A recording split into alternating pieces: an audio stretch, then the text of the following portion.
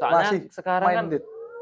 eranya kan udah era milenial nih. Heeh, Semua kadang jarik pun udah modis ya. betul.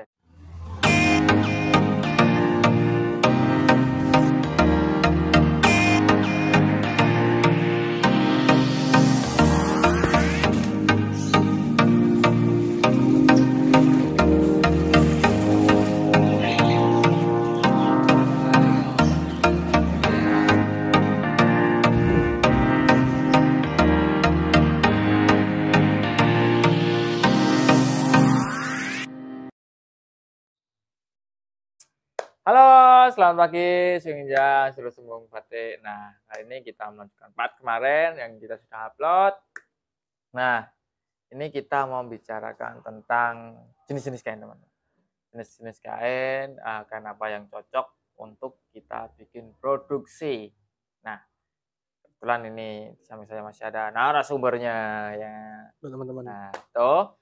Nah, gini Mas Adit, Mhm. kita mau bicarakan tentang jenis-jenis kain dari grade yang paling bawah sampai grade yang paling atas.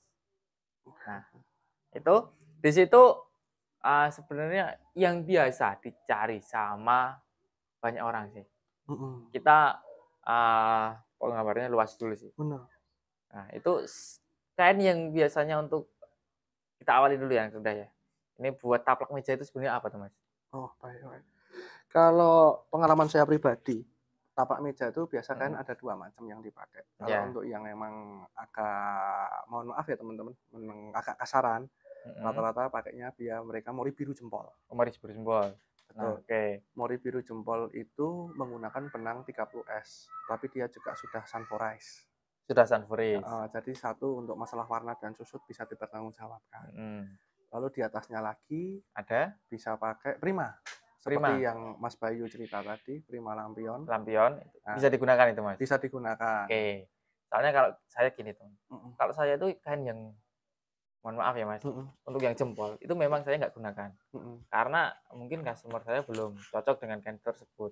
mhm. Karena memang kainnya sedikit kasar, Betul, terus seratnya betul, karena kan besar-besar. benang 30 ya, Ya, mereka. itu. Jadi kalau untuk ini saya samakan sama hem-hem yang ada Mhm. di sini. Jadi Oh, biar lebih bagus bagus. bagus Betul gitu, betul lebih halus. Nah, betul. tuh. Jadi untuk kain-kain yang hiasan dinding ini ternyata saya gunakan Mhm. itu. Tapi kalau untuk budget yang lebih murah tadi ada kain Moribiri Moribiri jempol. jempol tuh, tuh. Itu konstruksi berapa tuh Mas biasanya? Kalau yang Moribiri jempol tuh biasa 7460. 7460. Kalau Nah, yang Prima kita pakai 9470. 9470. Nah, Betul. kalau biasanya orang awam itu nyebutnya 9070. Iya betul. 9070. Nah, tapi Yang di banyak beda. Bima Tex ini Betul betul. ada Diferensiasi. referensi 4 benang ya, Mas. Betul. 94 sama 90 gitu. Betul. Terus di atasnya lagi, Mas. Di Se atas kain lampion itu ada kain apa, Mas? sebenarnya kalau kita bicara secara lebih rinci ya teman-teman ya, sebelum kita ngomong di atas lampion sendiri, di grade setara lampion pun sebenarnya lampion juga ada yang lebar 105 teman-teman.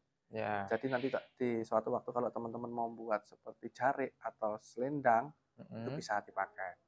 Gitu. 105. 105 ada juga. Itu kalau saya rasa nanggung sih, Mas, ukurannya. Iya, itu biasa yang memakai itu pembatik-pembatik yang sudah, mohon maaf, sepuh, Udah sepuh. sudah sepuh, Soalnya masih sekarang kan minded.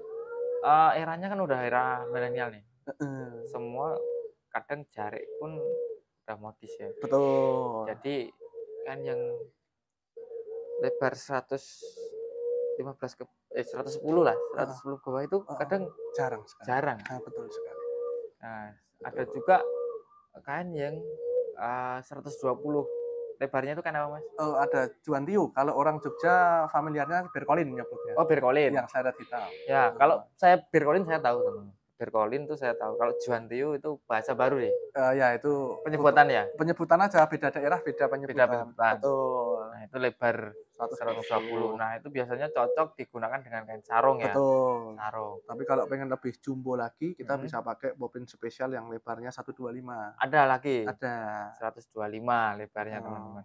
Tapi itu nanti, Mhm. kasar nggak, Mas, kainnya? Tidak, kayaknya halus karena itu emang didesain khusus untuk sarung. Jadi dipakai nyaman sekali. Oh, gitu. kalau kita gunakan untuk sarung itu kita gunakan rayon. Rayon nggak masalah, tinggal kembali lagi bedanya. Karena kan sarungnya ada dua macam pengertian teman-teman. Ya. Satu sarung yang dipakai, mohon maaf, untuk ponpes-ponpes Mm-mm. atau untuk pesantren. Satunya sarung pantai. Sarung pantai. Kalau rayon cocoknya kan pakai sarung pantai. Dia yang Oke. satu yang adem lah. Kan Yang gitu. adem. Nah, itu bisa kita gunakan kain apa tadi, Mas? Untuk yang lebar yang 125? 125 poplin spesial lebar 125. Poplin spesial. Juga sudah sunforest juga. Oke. Terus kalau itu konstruksinya berapa, Mas? Cut live, bro. Misalkan yang 125 itu untuk sarung. Nah, untuk kain primis, Mas. Iya, silakan. Nah, kalau untuk kain primis itu di Bumbu Kuning ada konstruksi berapa, Mas? Kalau primis itu macam-macam. Kita yang paling best seller kita ada yang dikonstruksi 10595. 10595. Betul, ada yang juga di 14480. Kalau yang 11095 ada? Ada. Jadi yang biasa teman-teman kenal primis ACL Ya. gitu. Betul. Terus ada juga yang 14480, biasa orang bilangnya. Sebenarnya gini, Mas. Ada beberapa pertanyaan itu ACL dan SHT itu apa tuh? ACL dan SHT itu hanya mengacu di jenis mesin yang digunakan untuk penun. Kalau mesin shuttle SHT itu kan shuttle, itu yang pinggirnya rapi. Yang pinggirnya rapi. Itu adalah mesin lama.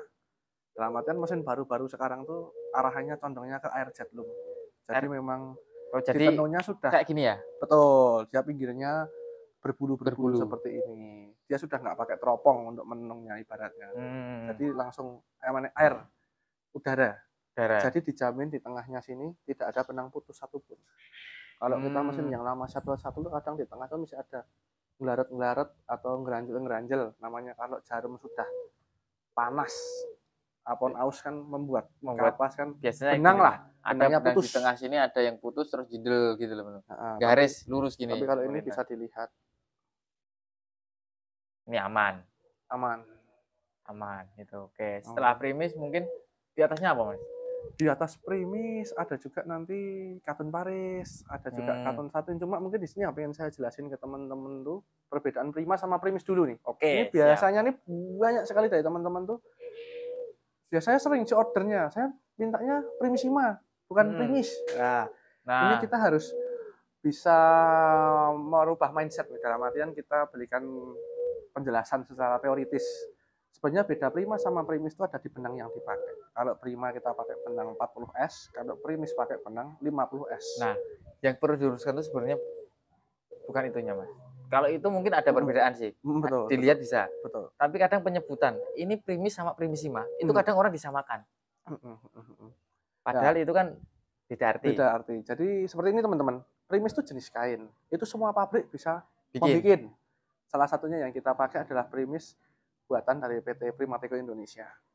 Nah, kalau primissima itu adalah, mohon maaf, itu nama pabrik yang ada di Sleman. Nah, jadi memang kita harus bisa membedakan ini jenis kain primis atau nama pabrik PT Primissima. Ya mungkin di primissima bisa bikin prima, bisa bikin primis, bisa bikin lampion. Betul. Seperti itu. Jadi memang primis sama primissima itu kan namanya hampir mirip. Betul. Orang awam biasanya tetap sama ini, primis gitu. Betul. Padahal simanya nggak ikut. Nah, itu. Jadi kalau primis tadi kan konstruksinya tuh 90 110. 10595. 10595. Terus kalau yang prima lampion 9470. Betul. Jadi itu perbedaannya di situ. Kalau benang yang digunakan sama ya. Benang yang digunakan beda ukuran benang aja, 40S dengan 50S. Oh iya, lebih halusan yang primis. Jadi primis itu terkesannya dia lebih tipis tapi lebih halus. Banyak orang bilang kok primis lebih tipis lah. Lebih padat. Satu lebih padat, yang kedua nomor benangnya lebih kecil, diameter benangnya lebih kecil. 50S biasanya. Jadi kita nggak bisa bilang kain tipis itu jelek, belum tentu. Tipis tuh kalau dipakai nerawang atau tidak, gitu loh. Beda antara tipis dan nerawang. Kalau untuk di kamar ya pengennya yang nerawang-nerawang. Betul. Iya kan?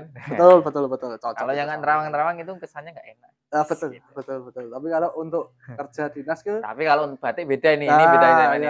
Kalau untuk batik kan kain itu ringan dipakai, tipis kan apalagi kita tahu Indonesia sekarang panas, tapi dipakai nggak nerawang, tapi tipis enak gitu. Yang jelas itu tetap sama-sama nyerap ke warna, nyerap keringat juga. Betul. Kalau saya pribadi teman-teman, saya pribadi loh ini, itu kadang memakai batik yang bahannya dengan primis Mm-mm. sama bahannya dengan lampion, kadang saya lebih nyaman lampion karena lebih ada pori-porinya yang nggak bikin gerah kalau saya. Tapi kan setiap orang beda-beda, Punya selera punya selera masing-masing. masing-masing.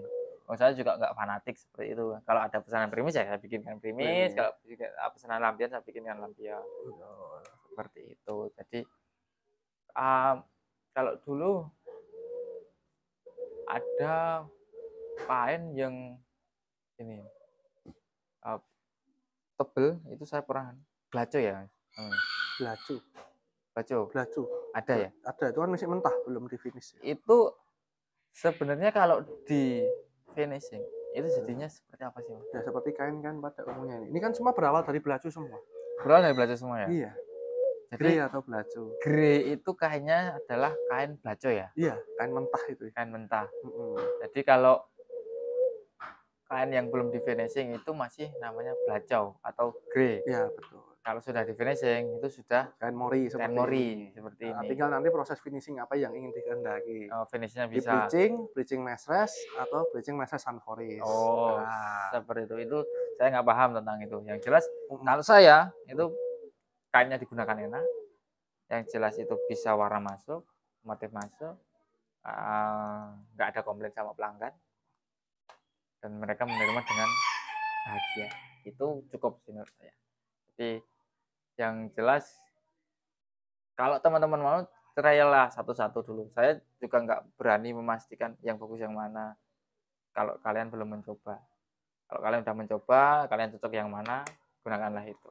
Gitu. Oke teman-teman, mungkin cukup sekian dulu pembahasan kali ini. Semoga video ini bermanfaat buat teman-teman. Oke teman-teman, cukup sekian dulu dari saya. Tetap semangat, tetap gaya, tetap semangat Indonesia.